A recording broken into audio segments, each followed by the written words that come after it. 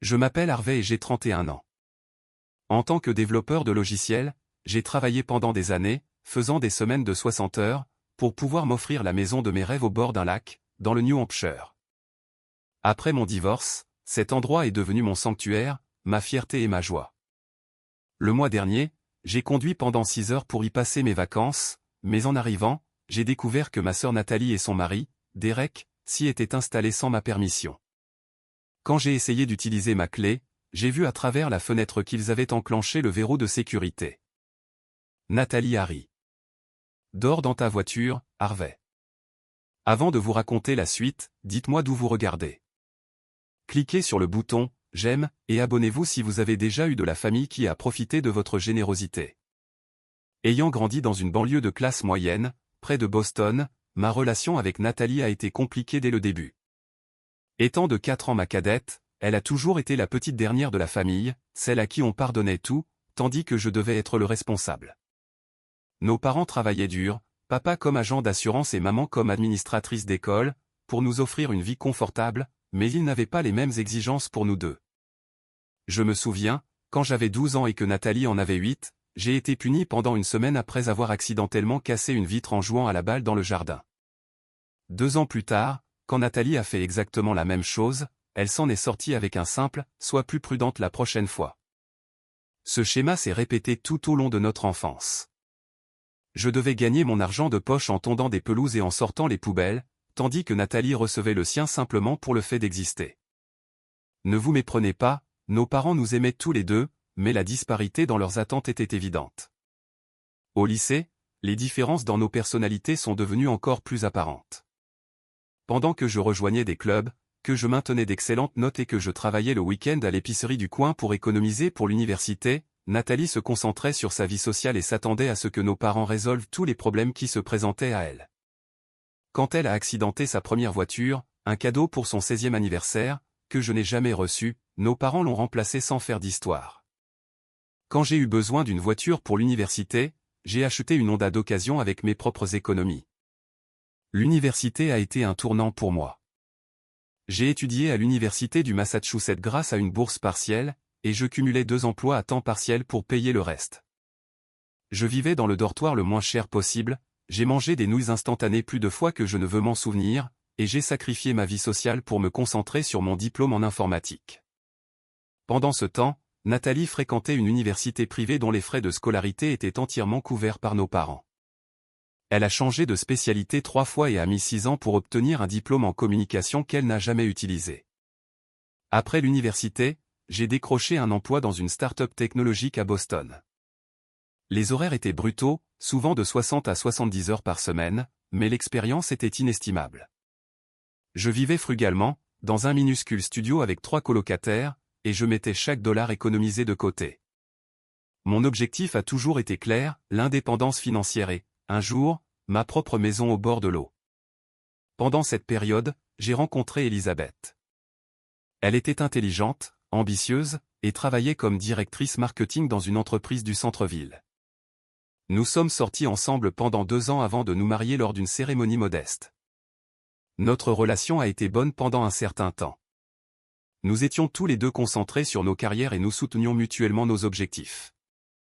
Mais des fissures ont commencé à apparaître au cours de notre 5e année ensemble. Elisabeth s'épanouissait dans la vie urbaine, les restaurants, les théâtres, les événements de réseautage. Moi, je rêvais de week-ends tranquilles au bord d'un lac, à pêcher à l'aube et à contempler les étoiles la nuit. Elle voulait gravir les échelons de l'entreprise à Boston. Je voulais, à terme, travailler à distance depuis un endroit paisible. Aucun de nous n'avait tort, mais nous voulions des vies fondamentalement différentes. Notre divorce fut à l'amiable, mais douloureux. Nous avons partagé nos biens équitablement, sans enfants à prendre en compte. L'expérience m'a laissé émotionnellement vidé, mais plus déterminé que jamais à poursuivre mon rêve. La maison au bord du lac est devenue mon objectif post-divorce, la lumière au bout du tunnel. Pendant 3 ans après le divorce, j'ai travaillé plus dur que jamais. J'ai obtenu un poste de développeur senior dans une plus grande entreprise technologique, j'ai accepté des projets en freelance le week-end, et j'ai investi judicieusement. Chaque décision était calculée pour atteindre mon but. Quand des amis m'invitaient à des voyages coûteux ou à des soirées, je déclinais généralement. Quand l'ascenseur de mon immeuble est tombé en panne pour la 5e fois en un mois, je me suis rappelé que c'était temporaire. Finalement, à 30 ans, j'avais assez économisé pour un apport sur une maison au bord d'un lac, dans le New Hampshire. 475 000 $ pour 3 chambres, 2 salles de bain et 200 pieds de rive privée. Le moment où j'ai signé ces papiers a été le plus fier de ma vie. Personne ne m'avait rien donné sur un plateau. J'avais gagné chaque centimètre carré à force de sacrifice et de détermination. Pendant ces années d'épargne et de travail, ma relation avec Nathalie est devenue de plus en plus distante. Elle a épousé Derek peu après l'université, un type en qui je n'ai jamais eu confiance. Derek parlait beaucoup de ses projets d'affaires, mais semblait passer d'une combine pour s'enrichir vite à une autre. Ils vivaient bien au-dessus de leurs moyens, postant des photos de vacances coûteuses tout en envoyant simultanément des SMS à nos parents pour des prêts temporaires. Je recevais un texto occasionnel de Nathalie, généralement quand elle avait besoin de quelque chose. Les messages les plus récents laissaient entrevoir des problèmes financiers. Ils avaient été expulsés de leur appartement à Boston, disait-elle, à cause d'un malentendu avec leur propriétaire. J'ai exprimé ma sympathie, mais j'ai gardé mes distances, ayant appris par le passé que m'impliquer dans leur chaos financier ne faisait qu'encourager un comportement encore plus irresponsable. Quand j'ai décidé de prendre 2 semaines de congé pour des vacances bien méritées dans ma maison au bord du lac, je n'ai pas parlé de mes plans à grand monde. J'en ai brièvement parlé à nos parents, qui étaient en Europe pour un voyage prévu de longue date, célébrant leur 40e anniversaire de mariage. Avec le recul, je réalise que Nathalie a dû apprendre mes plans par leur intermédiaire. Tout ce que je voulais, c'était la paix et la tranquillité, 2 semaines de pêche, de lecture sur la terrasse, et de décompression après des mois de projets de codage intensif. Je n'avais aucune idée que ces plans étaient sur le point de se heurter à la pire trahison familiale que j'ai jamais connue. Le trajet jusqu'à la maison du lac était censé être le début de ma relaxation. 6 heures de route avec mes podcasts préférés. Le stress de la ville s'estompant progressivement à chaque kilomètre. Je me suis arrêté à mon épicerie habituelle à environ 30 minutes du lac, faisant le plein de provisions pour 2 semaines, des steaks pour le barbecue, de la bière locale, des légumes frais, et assez de café pour alimenter mes projets de pêche matinaux. En tournant sur le chemin privé menant à ma propriété, j'ai remarqué quelque chose d'étrange.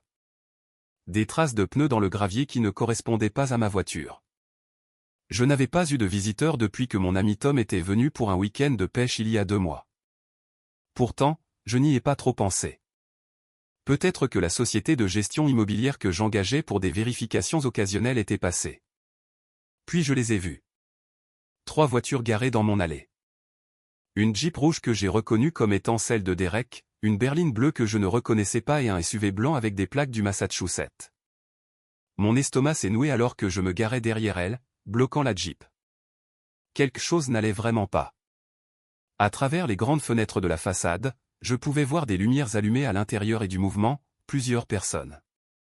Ce n'était pas un cambriolage. Ceux qui étaient là s'étaient installés comme chez eux. J'ai attrapé mon sac de sport et mes courses et me suis dirigé vers la porte d'entrée, un mélange de confusion et de colère grandissant à chaque pas. En approchant, j'entendais de la musique et des rires. Avec ma clé, j'ai essayé de déverrouiller la porte, mais la clé ne tournait pas. C'est là que j'ai réalisé que le verrou de sécurité était enclenché, une serrure que j'utilisais rarement car elle nécessitait une clé différente que je gardais dans un tiroir à l'intérieur. J'ai frappé fermement. Le volume de la musique a baissé et j'ai entendu des voix chuchoter.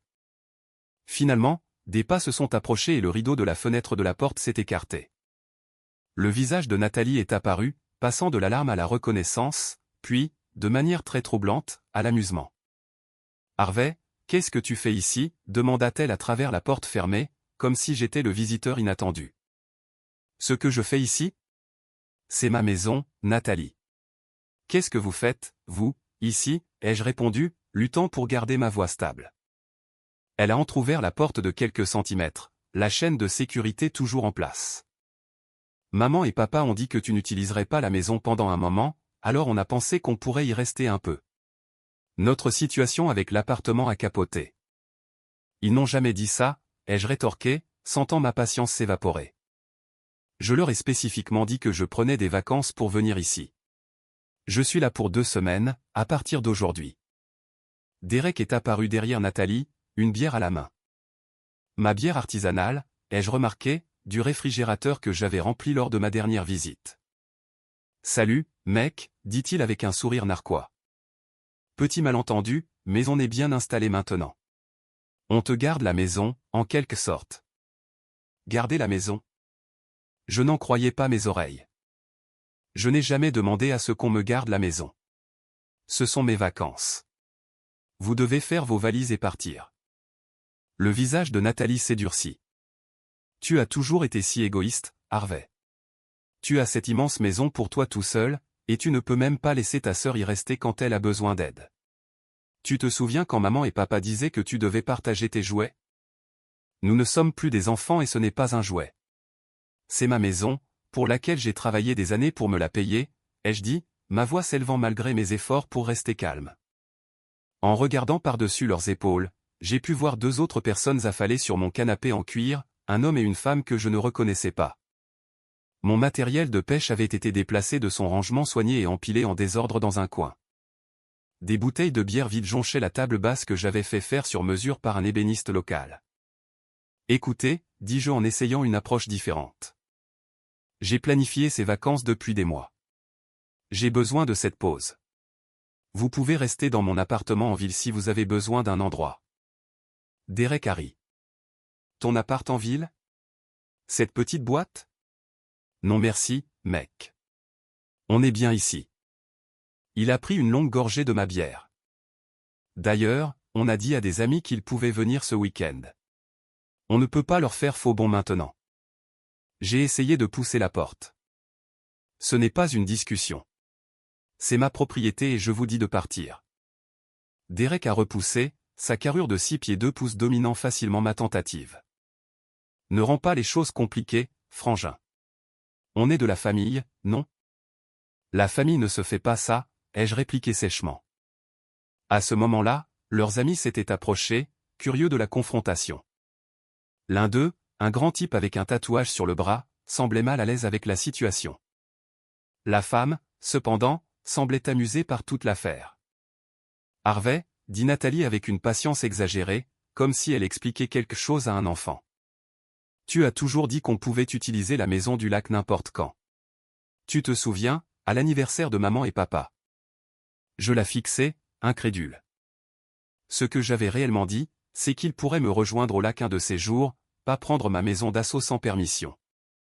Ce n'est pas ce que j'ai dit, et tu le sais très bien, ai-je répondu. Maintenant, ouvre cette porte. J'ai conduit toute la journée. J'ai des courses qui fondent dans ma voiture, et je veux entrer dans ma propre maison. Nathalie a échangé un regard avec Derek. Une communication tacite passa entre eux. Puis elle haussa les épaules et ferma complètement la porte. « Désolé, Harvey », cria-t-elle à travers la porte. « On a des projets ce week-end. Peut-être que tu devrais appeler la prochaine fois avant de faire toute cette route. » Je suis resté là, sous le choc, les sacs de course devenant lourds dans mes bras. « Nathalie, ouvre cette porte tout de suite », ai-je crié, martelant la porte de ma main libre. À travers la fenêtre, je pouvais la voir s'éloigner, rejoignant ses amis dans le salon. Derek s'est attardé, me lançant un regard suffisant avant de tirer les rideaux. Le volume de la musique a de nouveau augmenté. J'ai posé mes sacs et j'ai essayé d'appeler le téléphone de Nathalie. Je l'entendais sonner à l'intérieur, mais elle a refusé l'appel. J'ai essayé 3 fois de plus avec le même résultat. Je lui ai envoyé un texto, c'est ridicule. Ouvre la porte maintenant. Après 10 minutes à frapper, appeler et envoyer des textos sans réponse, j'ai fait le tour de la maison, regardant par les fenêtres. Ce que j'ai vu a fait bouillir mon sang. Ils avaient complètement pris possession des lieux, des vêtements éparpillés dans ma chambre, du maquillage sur le comptoir de ma salle de bain, des bagages inconnus empilés dans la chambre d'amis. Dans la cuisine, ils avaient poussé de côté mes articles de garde-manger bien organisés pour faire de la place à de la malbouffe et à encore plus d'alcool. À la tombée de la nuit, je suis retourné à la porte d'entrée pour une dernière tentative. Cette fois, Nathalie est venue à la fenêtre, l'a entrouverte et a dit en riant « Dors dans ta voiture, Harvey ». Puis elle a refermé le rideau, son rire rejoint par d'autres à l'intérieur. Je suis resté là, humilié et furieux, alors que la réalité de ma situation s'imposait à moi. Ma propre sœur m'avait enfermé hors de ma maison. La maison pour laquelle j'avais sacrifié des années de ma vie, et dans laquelle elle faisait maintenant la fête avec ses amis, à mes frais. La nuit passée dans ma voiture fut l'une des expériences les plus inconfortables de ma vie, tant physiquement qu'émotionnellement. Ma berline n'était pas conçue pour dormir. Le siège ne s'inclinait que jusqu'à un certain point, et du haut de mon mètre 83, je devais plier mes jambes de manière inconfortable pour tenir. La température est tombée dans les 40 degrés, ce qui est typique d'une nuit de printemps dans le New Hampshire. J'avais une veste légère, mais pas de couverture, et la décision de faire tourner le chauffage signifiait me réveiller toutes les 30 minutes pour redémarrer le moteur, inquiet de vider la batterie. Mais l'inconfort physique n'était rien comparé au tumulte émotionnel. Chaque fois que je fermais les yeux, je voyais le visage moqueur de Nathalie à la fenêtre. « Dors dans ta voiture, Harvey. » La cruauté désinvolte de ma propre sœur, quelqu'un avec qui j'avais grandi, partagé des souvenirs d'enfance, m'a laissé stupéfait. Malgré nos chemins de vie différents, je n'aurais jamais imaginé qu'elle puisse me traiter de cette façon. Toute la nuit, la fête a continué à l'intérieur de ma maison. La basse de leur musique vibrait à travers les fenêtres, et j'entendais occasionnellement des rires bruyants ou des cris. À 2 reprises, des gens sont sortis pour fumer sur ma terrasse, leur conversation se propageant dans l'air calme de la nuit. Ils discutaient de leurs plans pour le week-end, utiliser mon bateau, faire un barbecue avec d'autres amis qui allaient arriver. Tout cela, dans ma maison, avec mes biens, sans ma permission. J'ai essayé d'appeler Nathalie plusieurs fois de plus. Chaque appel tombait directement sur la messagerie vocale après la première sonnerie. J'ai laissé des messages de plus en plus fermes. Nathalie, c'est complètement inacceptable. Laisse-moi entrer maintenant. Puis, vous êtes en train de violer ma propriété. C'est illégal. Et enfin, si vous n'ouvrez pas cette porte d'ici demain matin, j'appelle la police. J'ai aussi essayé nos parents. Mais avec le décalage horaire en Europe, c'était le milieu de la nuit pour eux. J'ai laissé un bref message leur demandant d'appeler dès que possible, ne voulant pas gâcher leur voyage d'anniversaire, mais désespéré d'obtenir une intervention. Le sommeil est venu par courtes périodes inconfortables. À l'aube, j'étais raide, frigorifié, affamé, et plus résolu que jamais à récupérer ma propriété. J'ai regardé le lever du soleil sur le lac, une scène paisible en contraste frappant avec mon agitation intérieure, et j'ai attendu de voir du mouvement à l'intérieur de la maison. Vers 8 heures du matin, je me suis de nouveau approché de la porte d'entrée et j'ai frappé fermement. Derek a répondu, l'air débraillé et avec la gueule de bois, mais pas moins suffisant que la veille. « Bonjour, frangin, dit-il, n'ouvrant la porte que d'une fente. T'as vraiment dormi dans ta voiture? C'est de la détermination, ça. Ça a assez duré, dis-je, la voix rauque à cause de la nuit froide. Laissez-moi entrer dans ma maison maintenant ou j'appelle les autorités. Quelque chose de dangereux a brillé dans les yeux de Derek. Il a ouvert la porte plus grand et est sorti à moitié, utilisant sa carrure plus imposante pour m'intimider. Écoute attentivement, dit-il à voix basse. Tu appelles les flics, et on leur dira que tu nous as donné la permission de rester ici. Ce sera ta parole contre la nôtre, et on est 4 contre 1. C'est ma propriété, ai-je insisté. J'ai l'acte de vente, les relevés de prêt hypothécaire. Et nous, on a des textos, interrompit Derek, où tu as dit à Nathalie que la famille était toujours la bienvenue ici. D'ailleurs, comment crois-tu que ça va paraître, toi, essayant de mettre ta propre sœur à la rue? Tu veux être ce type-là? Celui qui appelle les flics sur sa famille. Il me manipulait et je le savais, mais ces mots ont quand même touché une corde sensible.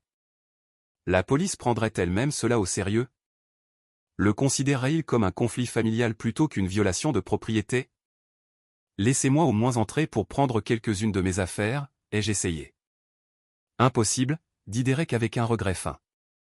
On a changé le code de sécurité de ta serrure intelligente dernier cri. Pour la sécurité, tu comprends. Trop de clés qui traînent. Ma serrure intelligente. L'entrée secondaire par la porte latérale que j'avais installée pour plus de commodité. Elle avait un clavier à code. La réalisation qu'ils m'avaient non seulement enfermé dehors, mais qu'ils avaient aussi pris le temps de pirater mon système de sécurité m'a envoyé une nouvelle vague de sentiments de violation. Alors que Derek se retirait à l'intérieur, j'ai fait le tour de la propriété, évaluant la situation. Ce que j'ai vu a approfondi mon sentiment de trahison. Mon bateau, une petite embarcation de pêche pour laquelle j'avais économisé pendant 3 ans, avait été déplacé de sa bâche de protection soignée. des canettes de bière vides jonchaient le quai. La cuisine extérieure sur mesure montrait des signes d'un barbecue négligent, avec de la nourriture séchée collée sur le grill et des ustensiles coûteux laissés dehors dans la rosée du matin. En regardant par les fenêtres, j'ai pu voir d'autres preuves qu'ils étaient là depuis plus qu'une simple nuit. Le courrier s'était accumulé sur le comptoir, au moins une semaine de lettres. Mes bibliothèques soigneusement organisées avaient été dérangées. Les plantes que j'avais laissées florissantes étaient maintenant flétries par manque de soin. Au fil de la matinée, j'ai observé un schéma troublant de manque de respect pour ma propriété. 2 autres amis sont arrivés, accueillis avec enthousiasme par Nathalie. Ils ont déchargé encore plus d'alcool et ce qui ressemblait à des fournitures de fête. Par la fenêtre, j'ai vu quelqu'un déplacer nonchalamment ma collection de photographies encadrées pour faire de la place à une enceinte portable, en faisant tomber une au sol, dont le verre s'est fissuré. À midi, ils avaient déplacé la fête à l'extérieur, sur la terrasse et le quai. Je me suis approché prudemment, espérant que Nathalie serait plus raisonnable sans la présence immédiate de Derek. Elle se prélassait sur l'une de mes chaises de patio, faisant défiler son téléphone pendant que ses amis jouaient de la musique depuis une enceinte Bluetooth. « Nathalie, il faut qu'on parle, » dis-je, en gardant mes distances pour ne pas paraître menaçant. Elle leva les yeux, plissant les yeux contre le soleil. « Toujours là, Harvey. Je pensais que tu serais retourné à ton appartement maintenant. » « C'est ma maison, dis-je simplement. La maison pour laquelle j'ai travaillé 60 heures par semaine pendant des années pour me la payer. La maison pour laquelle je fais des paiements hypothécaires chaque mois. Comment peux-tu me faire ça ? » Pendant un bref instant, quelque chose comme de la honte a traversé son visage. Puis elle s'est de nouveau endurcie. « Tu as toujours été le responsable, n'est-ce pas ? L'enfant parfait de maman et papa. Toujours à me faire sentir que je faisais tout de travers. Il ne s'agit pas de rivalité d'enfance, dis-je. Il s'agit de respect de base pour la propriété des autres. La propriété, la propriété, la propriété, a-t-elle imité ? C'est tout ce qui t'importe, les choses. Pendant ce temps, ta propre sœur avait besoin d'un endroit où rester après avoir été expulsée, et tu n'as même pas daigné répondre à ses appels. C'était une réécriture de l'histoire. Elle avait mentionné des problèmes financiers par texto, mais n'avait jamais demandé directement à rester dans la maison du lac. Et même si elle l'avait fait, cette embuscade et cette prise de contrôle hostile seraient toujours complètement inappropriées. Une des amies de Nathalie, une femme aux cheveux blonds courts qui avait écouté en silence, se leva maladroitement. « Je devrais peut-être y aller, dit-elle, l'air mal à l'aise. Jordan et moi pouvons rentrer en ville. »« N'importe quoi, » répondit vivement Nathalie. Harvey était justement sur le point de repartir. Il a un appartement parfaitement convenable à Boston. Je me suis adressé directement à l'ami. Je suis Harvey, le propriétaire de cette maison. Je n'ai invité personne à rester ici. On m'empêche d'entrer dans ma propre propriété. La femme, Jordan, a apparemment eu la décence d'avoir l'air embarrassée. Je pensais. Nathalie a dit que c'était une maison de vacances familiale que tout le monde partageait. Avant que je puisse répondre, Derek est sorti de la maison, portant une bouteille de scotch coûteuse que je gardais précieusement, un cadeau d'un client. « Et, j'ai trouvé le bon stock », a-t-il annoncé, soit inconscient, soit ignorant délibérément la conversation tendue. J'ai regardé avec horreur tandis qu'il versait nonchalamment de généreuses portions dans des gobelets en plastique. C'était une bouteille de scotch de 18 ans d'âge à $200, destinée à être sirotée et appréciée. Je me suis retiré vers ma voiture, réalisant que la confrontation directe ne fonctionnait pas. Je devais me ressaisir et envisager mes options. En ville, j'ai trouvé un petit restaurant où je pouvais recharger mon téléphone, manger quelque chose et me vider la tête. J'ai de nouveau essayé nos parents. Toujours pas de réponse. J'ai fait des recherches sur les lois relatives aux locataires, me demandant s'ils pouvaient revendiquer une sorte de droit des squatteurs. Mais tout ce que j'ai trouvé confirmait qu'ils n'avaient aucun droit légal d'être là sans ma permission. En revenant à la maison en fin d'après-midi, j'ai constaté que la situation s'était encore dégradée. 2 autres voitures étaient arrivées, un total de 7 personnes occupant maintenant ma maison. La musique tonitruait de l'intérieur, et je pouvais sentir une odeur de marijuana s'échapper des fenêtres ouvertes. Sur le lac, quelqu'un utilisait mon bateau de manière imprudente, naviguant trop près du rivage. Par la fenêtre latérale, j'ai aperçu quelque chose qui m'a glacé le sang. Dans le bureau où je gardais mes biens les plus précieux, Derek manipulait les cannes à pêche artisanales de mon grand-père. Ce n'était pas n'importe quelle canne à pêche. C'étaient des objets de famille irremplaçables, fabriqués à la main par mon grand-père au fil de décennies de savoir-faire. Je les exposais soigneusement sur des supports muraux sur mesure, ne les utilisant même jamais par respect pour leur valeur sentimentale. Derek gesticulait avec l'une d'elles, faisant une sorte de blague à ses amis, la balançant négligemment comme si c'était un jouet. Alors que je regardais, horrifié, il a fait semblant de la lancer à l'intérieur de la maison, manquant de peu de heurter le ventilateur de plafond. C'est à ce moment-là que quelque chose s'est brisé en moi. Il ne s'agissait plus seulement de propriété. Il s'agissait de respect, d'héritage familial, de la violation fondamentale de tout ce que j'estimais. À cet instant, j'ai su ce que je devais faire. Avec une détermination renouvelée, j'ai essayé d'appeler nos parents une dernière fois. Cette fois, ma mère a répondu, semblant somnolente à cause du décalage horaire. « Harvey, est-ce que tout va bien ?» demanda-t-elle, l'inquiétude évidente dans sa voix. J'ai expliqué la situation aussi calmement que possible, bien que ma voix tremblât de colère contenue. Nathalie et Derek ont pris le contrôle de la maison du lac. Ils m'ont enfermé dehors, ont changé mes codes de sécurité, et ils utilisent et endommagent mes affaires. J'ai passé la nuit dernière à dormir dans ma voiture. Il y eut une longue pause. Ça ne ressemble pas à quelque chose que ta sœur ferait, dit finalement ma mère, le doute clair dans son ton. Maman, je suis devant ma propre maison en ce moment, à regarder des étrangers utiliser ma propriété pendant que Nathalie et Derek font la fête à l'intérieur. Ils m'ont dit de dormir dans ma voiture. C'est en train de se passer. J'ai entendu la voix de mon père en arrière-plan poser des questions. Après une conversation étouffée, ma mère est revenue. Nous allons essayer d'appeler Nathalie pour régler ça. Il doit y avoir un malentendu. Peut-être qu'elle pensait que tu n'arrivais que plus tard. Il n'y a pas de malentendu, ai-je insisté. Ils savent exactement ce qu'ils font. Ils sont ici depuis au moins une semaine, à en juger par le courrier accumulé. Laisse-nous lui parler, dit ma mère d'un ton apaisant. Je suis sûr que nous pouvons résoudre ça sans drame. En attendant, pourrais-tu peut-être rester à l'hôtel? Nous te rembourserons, bien sûr. Je n'en croyais pas mes oreilles. Donc, votre solution est que je paie un hôtel pendant que des intrus occupent la maison que je possède et pour laquelle j'ai travaillé des années pour me la payer. Ce ne sont pas des intrus, Harvey. C'est de la famille, répondit ma mère, une note de reproche dans la voix. Cette attitude hostile n'aide pas. La conversation s'est poursuivie sur ce ton.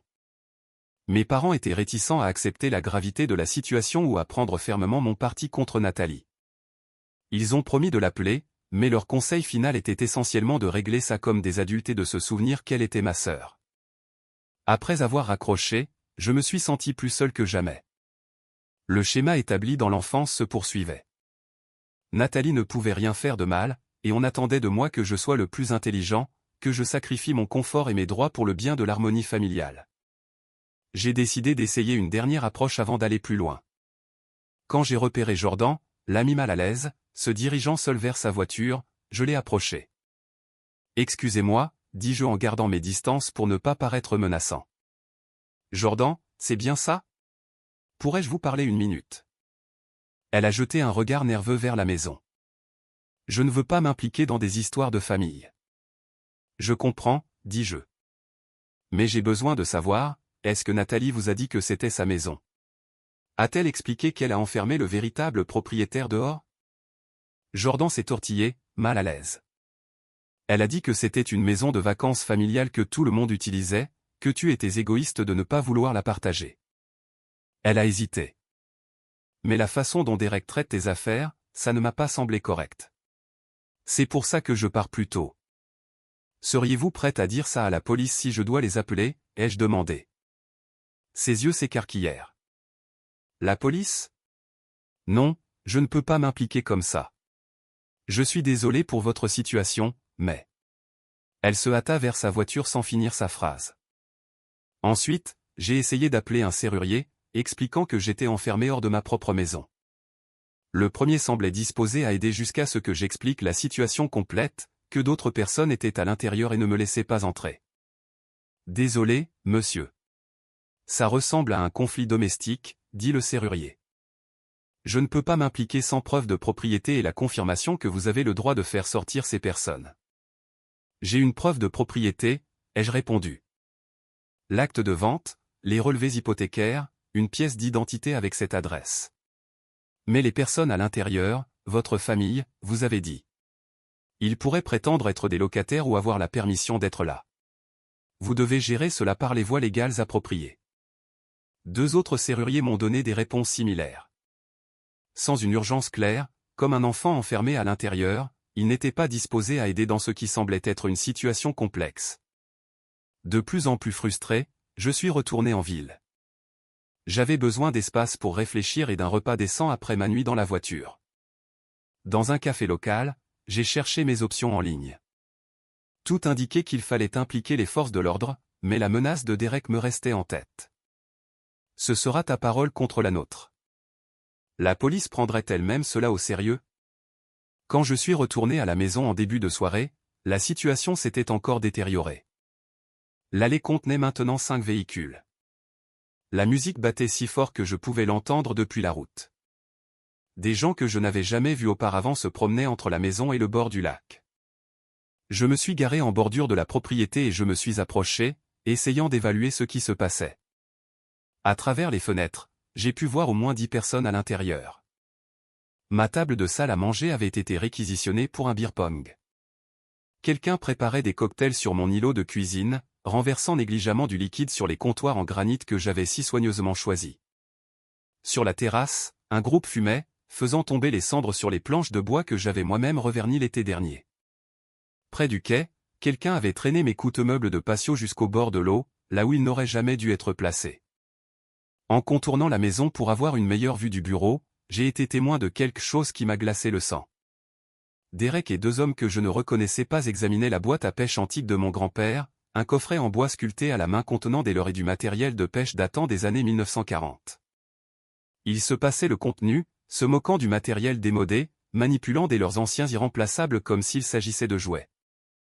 Alors que je regardais, horrifié, l'un d'eux a fait tomber une délicate mouche nouée à la main sur le sol et a marché dessus nonchalamment. Derek a ouvert un compartiment de la boîte trop fort, fissurant le bois vieilli le long d'une jointure. Le cœur battant, j'ai fait le tour pour revenir devant la maison et j'ai martelé la porte. Comme personne ne répondait, je me suis déplacé vers les fenêtres, frappant sur la vitre pour attirer l'attention. Finalement, un inconnu a ouvert la porte, la musique explosant derrière lui. « Ouais » a-t-il demandé, visiblement ivre. « J'ai besoin de parler à Nathalie ou à Derek » dis-je fermement. « Je suis le propriétaire de cette maison. » « Le propriétaire ?» Le type avait l'air confus. « Attends. » Il a disparu à l'intérieur, laissant la porte entr'ouverte. Quelques minutes plus tard, Derek est apparu, se balançant légèrement, un verre à la main. « Harvey, t'as décidé de te joindre à la fête, finalement ?»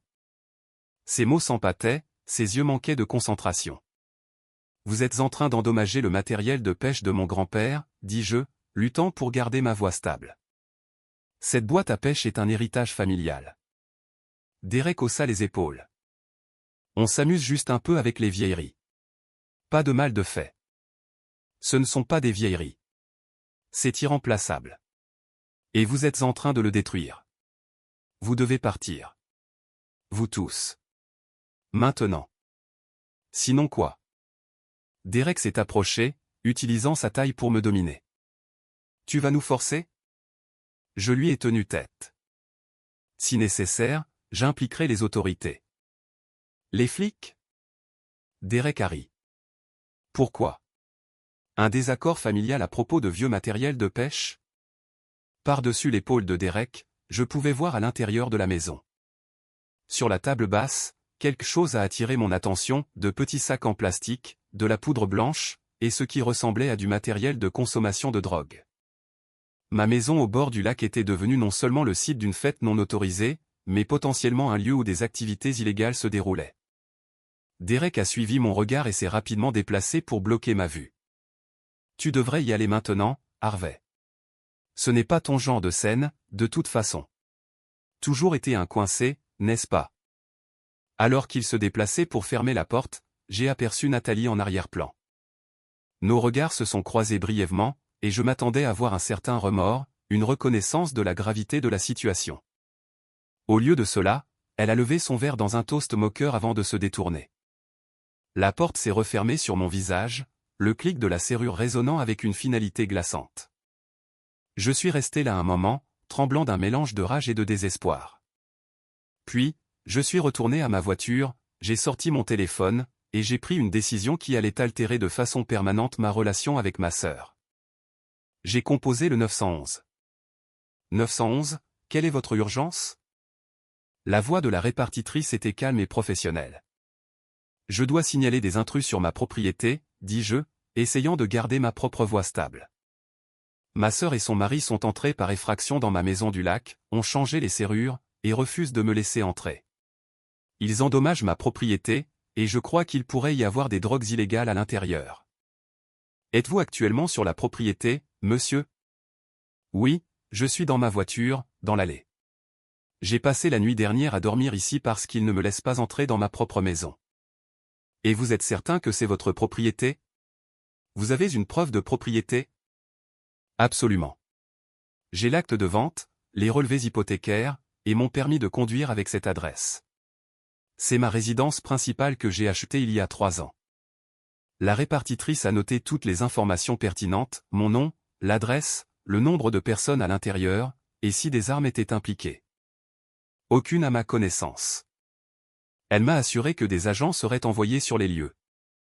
Veuillez rester dans votre véhicule jusqu'à l'arrivée des agents, m'a-t-elle demandé. N'approchez pas la maison et ne confrontez personne à l'intérieur. J'ai accepté, je l'ai remercié et j'ai mis fin à l'appel. Puis je me suis assis dans ma voiture, observant la maison, un étrange mélange d'émotions m'envahissant, le soulagement qu'une action soit enfin entreprise, l'anxiété de la confrontation à venir, et une profonde tristesse que ma relation avec ma sœur se soit détériorée à ce point. 20 minutes plus tard, 2 voitures de patrouille se sont garées derrière moi, les gyrophares clignotants, mais les sirènes éteintes. 4 agents sont sortis, 2 hommes et 2 femmes. Je suis sorti de ma voiture pour les rencontrer, les mains visibles pour éviter tout malentendu. Monsieur Wilson? L'agent principal s'est approché, se présentant comme l'agent Paul Jackson. Je crois comprendre que vous signalez des intrus à votre domicile. Oui, c'est exact, ai-je confirmé. J'ai ensuite expliqué la situation en détail, comment j'étais arrivé pour des vacances prévues et avais trouvé ma sœur et son mari installés sans permission, ayant changé les serrures et refusé de me laisser entrer. Je leur ai montré mon permis de conduire avec l'adresse de la propriété, j'ai sorti des copies électroniques de mes relevés hypothécaires et de l'acte de vente sur mon téléphone, et j'avais même des photos de moi à la maison lors de visites précédentes sur mon téléphone. L'agent Jackson a écouté attentivement, puis a demandé, « Et vous avez mentionné une possible consommation de drogue ?» Oui, j'ai vu ce qui semblait être des drogues et du matériel de consommation sur ma table basse lorsque la porte a été brièvement ouverte. Une agente, qui s'est présentée comme l'agente Samantha Reynolds, a demandé, « Avez-vous eu des accords préalables avec votre sœur concernant l'utilisation de la propriété ?» Un arrangement qui aurait pu lui donner l'impression qu'elle avait la permission d'être ici? Absolument pas, dis-je fermement.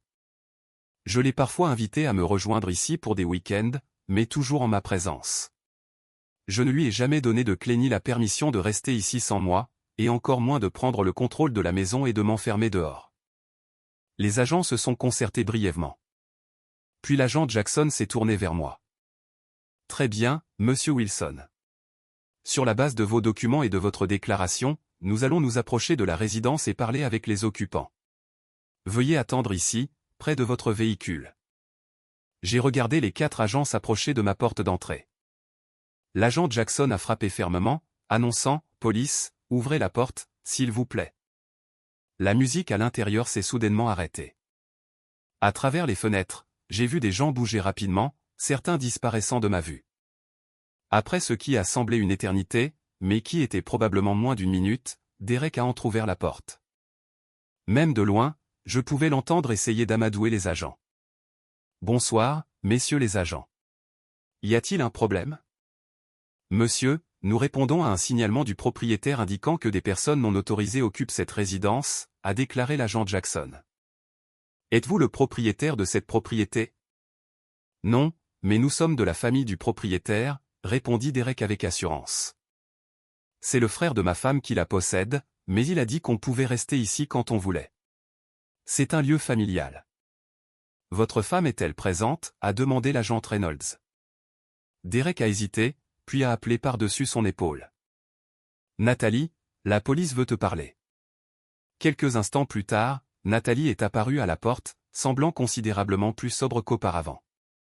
Elle a souri aux agents, l'image même de l'innocence. Bonjour, messieurs les agents. Quel est le problème? L'agent Jackson est allé droit au but.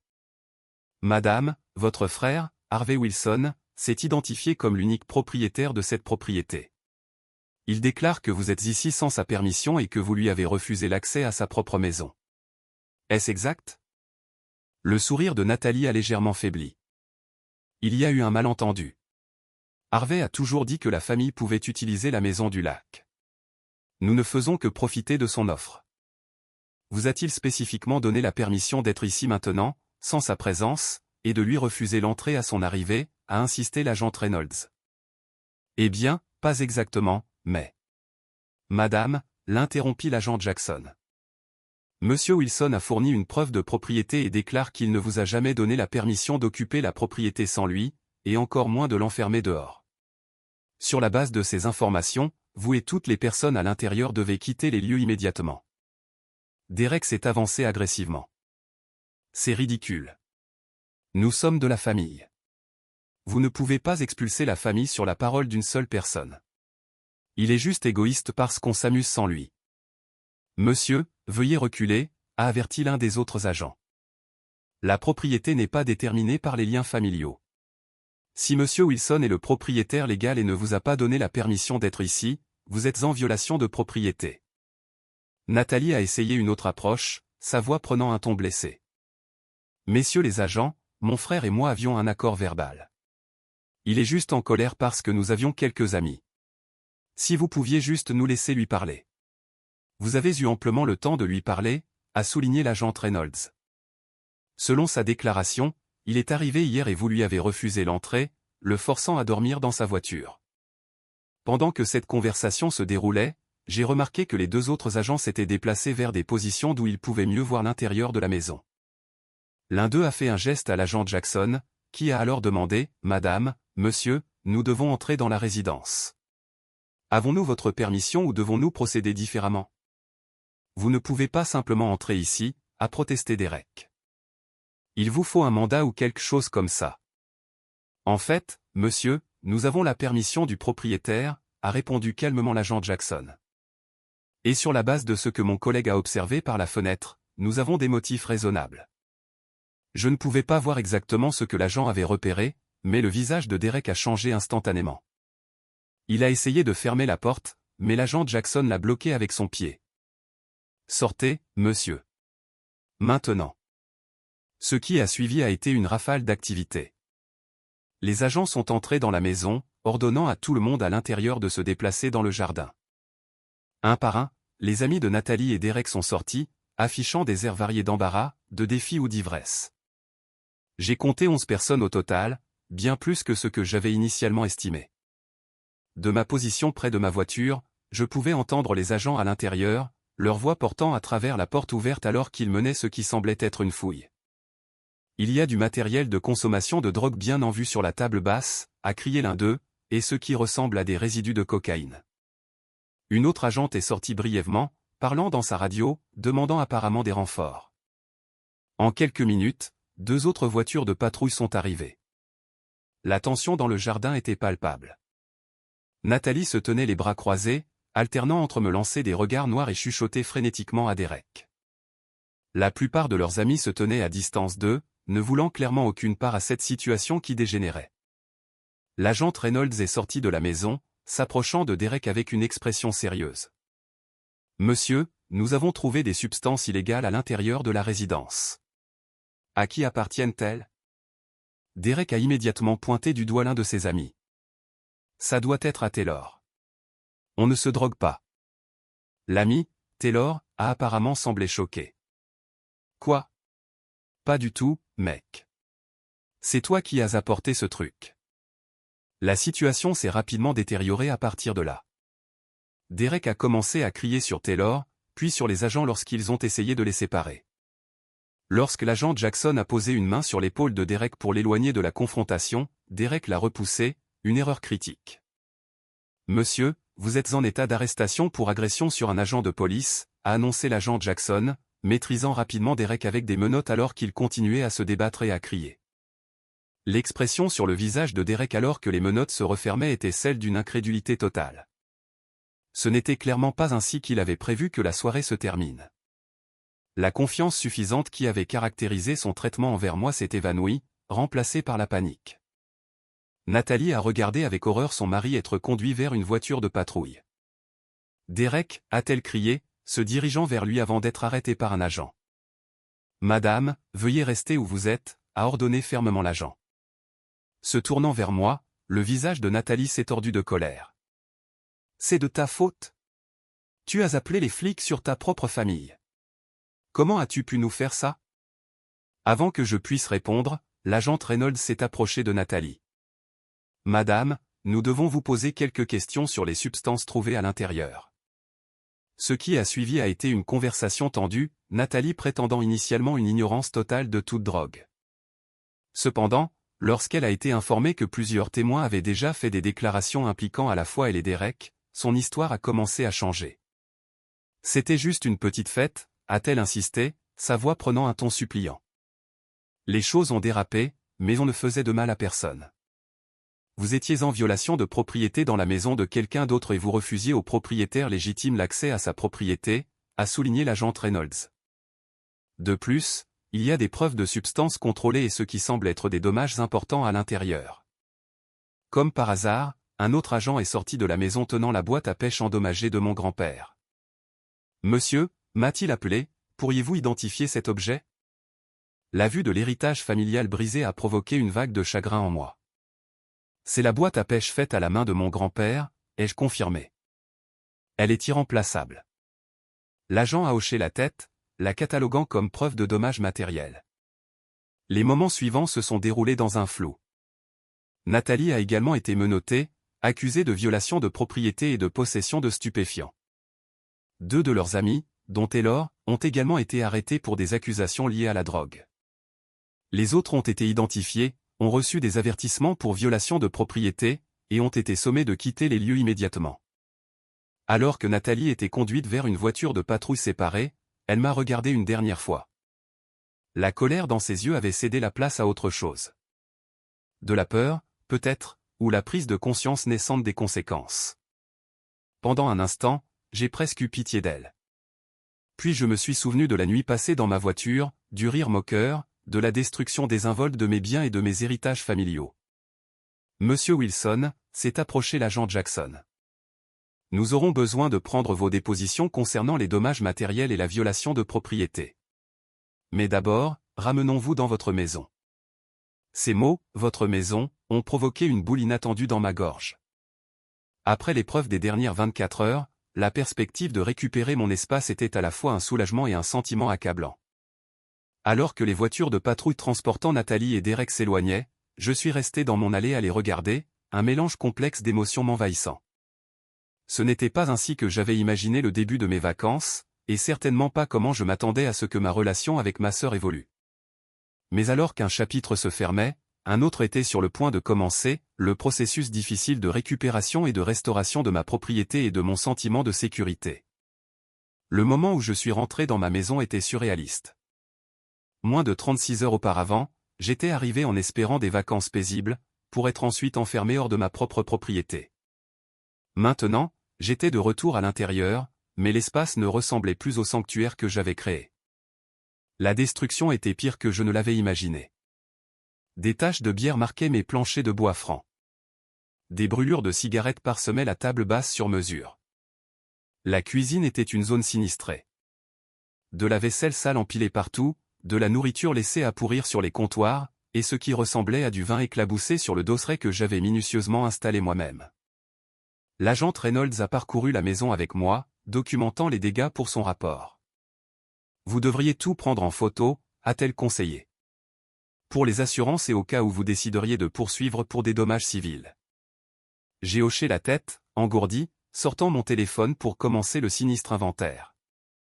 Dans le salon, mon système de divertissement avait été manipulé, des fils pendaient nonchalamment là où quelqu'un avait apparemment essayé de déconnecter des composants. Le tapis, une pièce tissée à la main pour laquelle j'avais fait une folie pour unifier la pièce, était taché de ce qui sentait la bière renversée et Dieu sait quoi d'autre. Les chambres étaient toutes aussi violées. Ma chambre principale avait été complètement investie par Nathalie et Derek, leurs vêtements éparpillés partout, des taches de maquillage sur ma literie sur mesure, et ce qui semblait être des cendres de cigarettes sur la table de nuit. Les chambres d'amis étaient dans un état de désordre similaire, avec des bagages et des effets personnels inconnus disséminés partout. Dans la salle de bain, mes serviettes avaient été utilisées et laissées en tas humides sur le sol. Les articles de toilette coûteux que je gardais pour les invités avaient été utilisés ou laissés ouverts à sécher. Quelqu'un avait apparemment essayé de jeter quelque chose d'inapproprié dans les toilettes, car elles étaient bouchées et avaient débordé à un moment donné, des dégâts d'eau visibles sur les carreaux du sol. Mais la découverte la plus douloureuse se trouvait dans le bureau, mon sanctuaire personnel. Les dommages au matériel de pêche de mon grand-père étaient encore pires que ceux que j'avais aperçus par la fenêtre. La boîte à pêche avait une fissure traversant son couvercle artisanal. Plusieurs des délicates mouches nouées à la main étaient écrasées ou manquantes. 2 des cannes à pêche avaient été cassées, irrémédiablement endommagées. Celle-ci appartenait à mon grand-père, ai-je expliqué à l'agent Reynolds, la voix serrée. Il les a fabriquées lui-même au cours d'une vie de pêche. Elles ne peuvent pas être remplacées. Elle a hoché la tête avec sympathie, prenant des notes détaillées et des photos.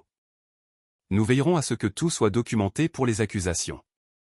L'inventaire des dommages et des objets manquants a pris des heures. Parmi les objets que je ne pouvais pas localiser, il y avait une montre de valeur que mon père m'avait offerte pour mon 30e anniversaire, plusieurs bouteilles d'alcool haut de gamme, une petite collection de leurres de pêche en argent qu'un client reconnaissant m'avait offerte, et environ $200 en espèces que je gardais dans un tiroir pour les urgences. Quand nous avons terminé, il était plus de minuit. Les agents avaient été minutieux et professionnels tout au long du processus. Nous aurons besoin que vous veniez au poste demain pour compléter votre déposition, m'a informé l'agent Jackson. En attendant, vous devriez peut-être envisager de changer vos serrures. Je les ai remerciés pour leur aide, une phrase qui semblait inadéquate compte tenu de la façon dont ils m'avaient aidé à récupérer ma maison, et je les ai raccompagnés. Puis je suis resté seul dans mon salon, entouré des débris de ce qui aurait dû être mon lieu de vacances. Trop épuisé pour commencer à nettoyer, j'ai trouvé la chambre d'amis la moins endommagée, j'ai retiré la literie et les remplacé par des draps propres du placard à linge. J'ai pris une longue douche chaude, lavant la crasse et le stress d'avoir dormi dans ma voiture, puis je me suis effondré dans le lit. Malgré ma fatigue, le sommeil n'est pas venu facilement. Chaque craquement et bruit de la maison me réveillait en sursaut, le sentiment de violation encore frais et vif. Le lendemain matin, j'ai appelé un serrurier à la première heure, un autre que ceux que j'avais contactés auparavant. Il est arrivé rapidement, compatissant à ma situation après avoir entendu une version condensée des événements. Ça arrive plus souvent qu'on ne le pense, a-t-il dit en travaillant au remplacement des serrures. Les conflits familiaux autour de la propriété peuvent devenir très laids. Il a remplacé à la fois les serrures standards et le système de serrure intelligente, s'assurant que j'étais le seul à y avoir accès. Le sentiment de sécurité qui est revenu avec chaque nouvelle serrure installée était palpable. Ensuite, j'ai appelé mes parents. Ils avaient essayé de me joindre plusieurs fois pendant l'intervention de la police, mais mon téléphone était en silencieux. La conversation a été difficile.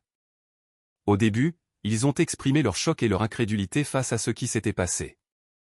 Nathalie, arrêtez, a répété ma mère, la voix tremblante. Il doit y avoir une erreur. J'ai de nouveau expliqué la situation, détaillant la destruction de la propriété et les drogues trouvées dans la maison. Mon père, habituellement le plus posé des deux, a semblé saisir la gravité plus rapidement. Je suis désolé, mon fils, a-t-il dit, sa voix lourde de déception envers Nathalie, pas envers moi, ai-je réalisé avec un certain soulagement. Nous n'avions aucune idée que les choses étaient devenues si graves pour eux. Nous savions qu'ils avaient des problèmes financiers, mais ça. Ma mère était plus partagée. N'aurais-tu pas pu gérer ça différemment? Nous appeler d'abord au lieu de la police? C'est ta sœur, Harvey. Maman, dis-je fermement. J'ai essayé de vous appeler. J'ai essayé de raisonner avec eux. Ils m'ont enfermé hors de ma propre maison, m'ont forcé à dormir dans ma voiture, et ont détruit des héritages familiaux irremplaçables. Que aurais-tu voulu que je fasse? Le silence à l'autre bout du fil en disait long. Finalement, mon père a dit, nous allons écourter notre voyage. Nous devrions être à la maison d'ici demain soir. Nous affronterons cela en famille. Après la fin de l'appel, j'ai ressenti un mélange d'émotions, le soulagement qu'il semblait comprendre la gravité, la frustration que ma mère me blâme encore partiellement, et la tristesse que le voyage d'anniversaire de nos parents soit maintenant gâché aussi. Le reste de la journée a été consacré au nettoyage, à la documentation, et à la tentative de rétablir l'ordre dans ma maison. J'ai rempli 3 grands sacs poubelles de bouteilles vides, de contenants de nourriture et de débris. J'ai frotté les sols, les comptoirs et les salles de bain jusqu'à ce que mes mains soient à vif. Certaines tâches ne partiraient pas sans l'aide de professionnels, et certains articles étaient endommagés au-delà de toute réparation. Mais l'activité physique du nettoyage a aidé à canaliser ma colère et ma détresse en quelque chose de productif. Dans l'après-midi, je me suis rendu au poste de police pour compléter ma déposition. Le processus était simple, mais émotionnellement épuisant, m'obligeant à raconter toute l'expérience en détail. J'ai appris que Nathalie et Derek étaient toujours en détention, faisant face à de multiples accusations, violation de propriété, dommages matériels, possession de substances contrôlées, et dans le cas de Derek, agression sur un officier. Leurs amis avaient été traités et libérés avec des dates de comparution fixées pour les accusations de drogue. Quelle est la suite, ai-je demandé à l'officier chargé de mon cas. Ils auront une audience pour la caution, probablement demain, a-t-il expliqué. Compte tenu des accusations et des dommages matériels, je m'attends à ce que le juge fixe une caution. S'ils peuvent la payer dépend de leur situation financière. J'ai hoché la tête, me demandant si mes parents les libéreraient sous caution et ce que je pensais de cette possibilité. Vous devriez aussi savoir, a poursuivi l'officier, que nous avons trouvé des preuves suggérant qu'ils pourraient avoir été impliqués dans d'autres activités au-delà de ce que nous avons initialement observé. Quel genre d'activité, ai-je demandé, une nouvelle vague d'effroi m'envahissant. Il y avait plusieurs jeux de pièces d'identité dans leur possession, pas seulement les leurs, et une correspondance suggérant qu'ils pourraient avoir utilisé votre adresse pour recevoir du courrier frauduleusement. Notre service des fraudes enquête dessus. Cette nouvelle information m'a frappé comme un coup de poing. La violation allait plus loin que je ne l'avais réalisé. Ils n'avaient pas seulement utilisé ma maison pour une fête. Ils auraient pu utiliser mon identité et mon adresse à des fins que j'ignorais. En retournant à la maison du lac, j'ai trouvé un message vocal d'un numéro que je ne reconnaissais pas. C'était Martin, mon voisin le plus proche, à environ un quart de mille le long de la rive. Harvey, c'est Martin. Je voulais juste vérifier si tout va bien. J'ai vu toute l'activité policière hier soir. Appelle-moi quand tu peux. J'ai rappelé son numéro, reconnaissant de l'inquiétude d'une voix amicale. Martin était un instituteur à la retraite de 72 ans qui vivait sur le lac depuis des décennies. Nous n'étions pas des amis proches, mais nous avions partagé des conseils de pêche et une bière occasionnelle les soirs d'été. Ces gens étaient là depuis au moins 10 jours, m'a dit Martin après que je lui ai expliqué la situation. Je pensais que c'était tes invités au début. Puis je les ai vus utiliser ton bateau de manière imprudente, ils ont failli heurter un nageur le week-end dernier. J'ai essayé de t'appeler mais je n'ai pas réussi à te joindre. C'était une nouvelle information. Ma sœur et son mari avaient apparemment vécu dans ma maison, utilisant mes biens, pendant plus d'une semaine avant mon arrivée. Le niveau de préméditation était stupéfiant. Si tu as besoin d'une déclaration de témoin pour la police ou l'assurance, je suis heureux de la fournir, a offert Martin. J'ai des caméras de sécurité qui couvrent une partie du lac. Elles les ont peut-être filmées sur le bateau. Je les remerciai abondamment, prenant ses coordonnées pour les transmettre à la police. Son appel m'a rappelé que je devais également contacter ma compagnie d'assurance pour voir quels dommages pourraient être couverts. Ce soir-là, alors que j'étais assis sur ma terrasse à regarder le coucher de soleil sur le lac, essayant de retrouver un peu de la paix que cet endroit m'apportait habituellement, mon téléphone a de nouveau sonné. C'était mon père. Nous avons parlé à Nathalie, a-t-il dit, sa voix fatiguée et tendue. Elle n'assume pas la responsabilité de ses actes. Elle prétend toujours que tu as réagi de manière excessive, que tout cela n'était qu'un malentendu. Je n'étais pas surpris. Nathalie avait passé sa vie à éviter les conséquences de ses actes. Pourquoi commencer à accepter ses responsabilités maintenant? L'audience pour la caution est demain, a poursuivi mon père. Ta mère et moi en avons discuté et nous avons décidé de ne pas payer leur caution. Ils doivent comprendre la gravité de ce qu'ils ont fait. Cette décision m'a surpris.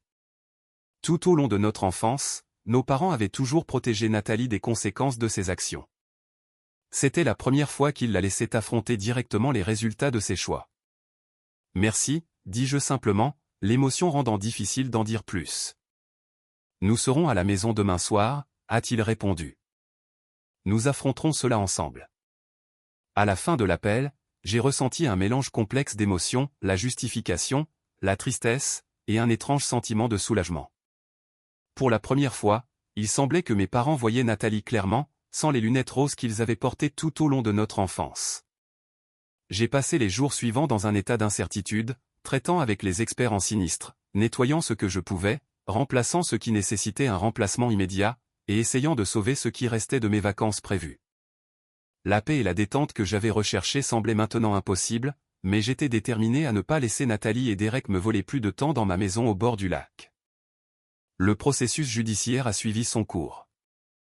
Nathalie et Derek sont restés en détention pendant 3 jours avant d'être libérés sous caution, payés non pas par nos parents mais par le cousin de Derek. Apparemment, on leur a ordonné de rester à l'écart de ma propriété et de n'avoir aucun contact avec moi en attendant le procès. Mes parents sont arrivés comme promis, séjournant dans un hôtel voisin plutôt qu'avec moi, un choix attentionné que j'ai apprécié, ayant besoin d'espace pour tout digérer. Ils ont visité la maison du lac et ont vu les dégâts de leurs propres yeux, ma mère pleurant devant la destruction du matériel de pêche de mon grand-père. Je n'aurais jamais pensé qu'elle puisse faire quelque chose comme ça, a dit doucement ma mère. Où nous sommes-nous trompés avec elle? Je n'avais pas de réponse à cela. La question m'avait hanté pendant des années, en voyant les choix de Nathalie devenir de plus en plus autodestructeurs. 2 semaines plus tard, j'ai assisté à leur comparution au tribunal. Les preuves contre eux étaient accablantes, y compris les témoignages de leurs propres amis qui étaient présents. L'avocat de Derek a tenté de présenter la situation comme un malentendu familial monté en épingle, mais le juge n'a pas été dupe. Les relations familiales ne prévalent pas sur les droits de propriété, a déclaré fermement le juge. Les actions des accusés constituent une violation de propriété criminelle, des dommages matériels et, dans le cas de M. Reynolds, une agression sur un agent de la paix. Ils ont tous deux plaidé coupables à des accusations réduites, acceptant des accords de plaidoyer qui comprenaient une probation, des travaux d'intérêt général obligatoires, et une restitution ordonnée par le tribunal pour les dommages matériels. L'enquête pour fraude était en cours, avec des accusations supplémentaires possibles, selon ce que découvrirait l'unité des crimes financiers. Tout au long des procédures, Nathalie ne m'a jamais regardé directement. Son visage est resté figé dans un masque de défi et de suffisance, ne montrant aucun remords pour ses actions. Derek alternait entre un silence maussade et des conférences chuchotées avec son avocat. Alors qu'ils étaient conduits hors de la salle d'audience, Nathalie a finalement jeté un regard dans ma direction. Il n'y avait aucune excuse dans ses yeux, aucune reconnaissance de la douleur qu'elle avait causée, seulement du ressentiment que ses actions l'aient finalement rattrapée. J'ai quitté le palais de justice en me sentant vide plutôt que victorieux. Le système judiciaire avait fonctionné comme prévu, imposant des conséquences à leurs actions, mais il ne pouvait pas restaurer la confiance qui avait été brisée ni remplacer les objets irremplaçables qui avaient été endommagés. Le chemin à parcourir serait difficile, reconstruire mon sanctuaire, gérer mes sentiments envers ma sœur, établir de nouvelles limites avec ma famille. Mais en retournant à la maison du lac, ma maison, récupérée et sécurisée, j'ai senti les premiers pas timides vers la guérison commencer à prendre forme. 6 mois se sont écoulés depuis la nuit où j'ai dormi dans ma voiture, enfermé hors de ma propre maison au bord du lac par ma sœur. La restauration physique de ma maison est presque terminée. De nouvelles serrures, des caméras de sécurité et un système d'alarme amélioré fournissent la sécurité tangible que je réalise maintenant que j'aurais dû installer dès le début. De la peinture fraîche recouvre les murs où des invités négligents ont laissé des éraflures et des taches. De nouveaux meubles remplacent les pièces endommagées au-delà de toute réparation. Pour un visiteur occasionnel, la maison est plus belle que jamais, mais la restauration invisible, la réappropriation de cet espace comme mon sanctuaire, a été un processus plus graduel. Pendant les premières semaines après l'incident, je sursautais à chaque bruit inattendu. Je vérifiais 2 fois les serrures avant d'aller me coucher. Je laissais les lumières extérieures allumées toute la nuit. Le sentiment de violation a persisté longtemps après que les preuves physiques aient été nettoyées. Sur la recommandation d'un ami, j'ai trouvé un thérapeute, Jeffrey, spécialisé dans les traumatismes familiaux. Nos séances hebdomadaires ont été inestimables pour traiter les émotions complexes que cette trahison a suscitées. La trahison familiale est plus profonde que n'importe quelle autre, a-t-il expliqué lors de notre première séance. Les personnes sur qui nous comptons pour nous soutenir sont celles qui peuvent nous blesser le plus profondément lorsqu'elles ne le font pas. Une des suggestions de Jeffrey a été particulièrement utile, un rituel de purification pour me réapproprier mon espace. Cela peut sembler New Age pour un développeur de logiciels pragmatique comme moi, mais parcourir chaque pièce avec de la sauge, définir des intentions pour l'espace, et affirmer littéralement à voix haute ma propriété a eu un effet étonnamment puissant sur mon psychisme. La maison du lac a recommencé à me sembler mienne, et non plus un espace qui avait été envahi et violé. Les conséquences juridiques ont continué à se dérouler au fil des mois. Les paiements de restitution de Nathalie et Derek ont commencé à arriver, irrégulièrement au début, puis de manière plus constante après que le tribunal ait menacé de prendre d'autres mesures. L'argent aide pour les dommages matériels, mais aucune somme ne peut remplacer le matériel de pêche artisanale de mon grand-père ni restaurer mon sentiment de confiance familiale. L'enquête pour fraude a révélé une autre couche de leur trahison. Ils avaient en effet utilisé mon adresse pour recevoir des offres de cartes de crédit et ouvrir des comptes à des noms qui n'étaient pas les leurs. Le stratagème n'était pas sophistiqué, mais il était délibéré, et il durait depuis des mois avant qu'ils n'occupent ma maison du lac. Des accusations supplémentaires ont été déposées, prolongeant leur probation et ajoutant des pénalités financières. Mon propre crédit a subi des dommages collatéraux, nécessitant des mois d'appel et de paperasse pour démêler le tout. Mes parents ont suivi leur propre chemin de prise de conscience.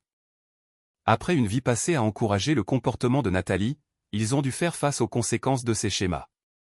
Mon père l'a pris plus durement que ma mère, peut-être parce qu'il se reconnaissait dans le sentiment de droit de Nathalie. Je ne lui ai jamais dit non, a-t-il avoué lors d'une conversation difficile sur ma terrasse, 3 mois après l'incident.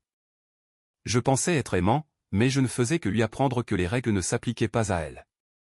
Ma mère a lutté plus longtemps avec ses tendances à la complaisance, trouvant des excuses au comportement de Nathalie, même après avoir vu la destruction de ses propres yeux. Mais une conversation avec mon thérapeute, qui a proposé une séance familiale quand j'étais prêt, a semblé briser une partie de son déni. Votre fille a fait des choix, lui a dit Jeffrey doucement mais fermement. Des choix d'adulte avec des conséquences d'adulte. La protéger de ces conséquences maintenant ne l'aide pas à grandir. Quant à Nathalie elle-même, notre relation reste fracturée. 3 mois après sa comparution au tribunal, elle a envoyé une lettre. Pas un email ou un texto, mais une vraie lettre manuscrite sur du papier à lettres.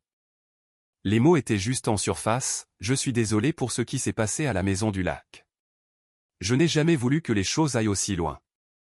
Mais le sous-entendu restait celui de la déviation, si tu avais juste répondu à mes appels quand j'avais besoin d'un endroit où rester, rien de tout cela ne serait arrivé.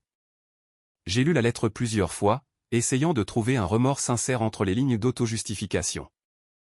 Jeffrey m'a aidé à rédiger une réponse qui maintenait mes limites tout en laissant la porte entrouverte pour une guérison future, si et quand Nathalie serait vraiment prête à assumer la responsabilité de ses actes. Je prends acte de tes excuses, ai-je écrit. Les dommages causés à ma propriété peuvent être réparés ou remplacés. Les dommages causés à notre relation prendront plus de temps à guérir. Quand tu seras prête à parler de ce qui s'est réellement passé, pas seulement à la maison du lac, mais des schémas qui nous y ont menés, je serai prêt à écouter. Je n'ai pas reçu de réponse. Je n'en attends pas de sitôt. La guérison se fait à son propre rythme, et certaines personnes ne sont pas prêtes à faire le travail difficile qu'elle exige. Derek n'est plus dans le tableau. Selon mes parents, Nathalie a demandé le divorce 2 mois après la conclusion de l'affaire judiciaire. Ses ennuis judiciaires continuent et son incapacité à conserver un emploi sont finalement devenus trop lourds, même pour elle, à justifier. Je ressens un mélange compliqué d'émotions face à ce développement, le soulagement que son influence toxique soit écartée, la tristesse pour la douleur de Nathalie, et un espoir prudent que cela pourrait être le fond qu'elle avait besoin de toucher avant de reconstruire sa vie sur des bases plus saines. Quant à moi, la vie à la maison du lac est lentement redevenue le refuge paisible que j'ai toujours voulu qu'elle soit. J'ai fait plus d'efforts pour me connecter avec des voisins comme Martin, construisant une communauté de personnes qui veillent les unes sur les autres et sur leurs propriétés. J'ai installé un emplacement pour bateau avec une couverture verrouillable pour mon nouveau bateau de pêche. Le règlement de l'assurance a couvert le remplacement de celui que Nathalie et Derek avaient endommagé au-delà de toute réparation. Plus important encore, j'ai reconstruit mon sens des limites concernant les obligations familiales. Travailler avec Jeffrey m'a aidé à comprendre que des limites saines ne sont pas égoïstes. Elles sont nécessaires pour des relations saines. Je ne me sens plus coupable de dire non lorsqu'on me demande des faveurs déraisonnables. J'ai appris à distinguer entre aider et encourager, entre la générosité et le fait de se faire exploiter. Cette sagesse durement acquise m'a amené à créer un petit groupe de soutien pour d'autres personnes confrontées à la trahison familiale. Nous nous réunissons mensuellement dans un café à Boston, partageant des histoires et des stratégies. Transformer mon expérience douloureuse en quelque chose qui aide les autres à naviguer dans des eaux similaires a été guérisseur. Le week-end dernier, j'ai fait ma première sortie de pêche en solo depuis l'incident. Alors que j'étais assis dans mon bateau à l'aube, regardant la brume se lever du lac, j'ai ressenti un profond sentiment de paix s'installer en moi. La boîte à pêche et les cannes de mon grand-père ne pouvaient pas être remplacées. Mais j'avais monté les pièces cassées dans une boîte cadre sur le mur du bureau. Un rappel non pas de la trahison, mais de son héritage de patience et de savoir-faire. À côté, est suspendue une nouvelle collection de matériel de pêche que je construis progressivement, des pièces choisies avec soin et intention. Les leçons de cette expérience sont gravées profondément dans ma conscience. Maintenant, je sais que la vraie famille respecte les limites. La générosité doit être accueillie avec gratitude, pas avec un sentiment de droit. Parfois, la chose la plus aimante que vous puissiez faire pour quelqu'un est de le laisser faire face aux conséquences de ses actions. Et peut-être plus important encore, la famille que vous choisissez peut parfois être plus fiable que la famille dans laquelle vous êtes né. Alors que j'écris ceci depuis ma terrasse, regardant un autre coucher de soleil peindre le lac d'or et de pourpre, je réalise que malgré tout, ou peut-être à cause de tout cela, j'ai trouvé une appréciation plus profonde pour cet endroit que j'ai lutté pour récupérer. Le sanctuaire ne réside pas seulement dans l'espace physique, mais dans la paix que j'ai faite avec ma propre histoire. Avez-vous déjà dû établir des limites difficiles avec des membres de votre famille? Qu'est-ce qui vous a aidé à traverser ce processus? Partagez vos expériences dans les commentaires ci-dessous.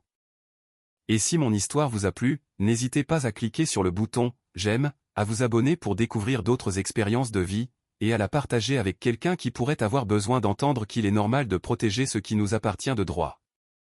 Merci d'avoir écouté et souvenez-vous, parfois, les conversations les plus difficiles mènent à la croissance la plus nécessaire.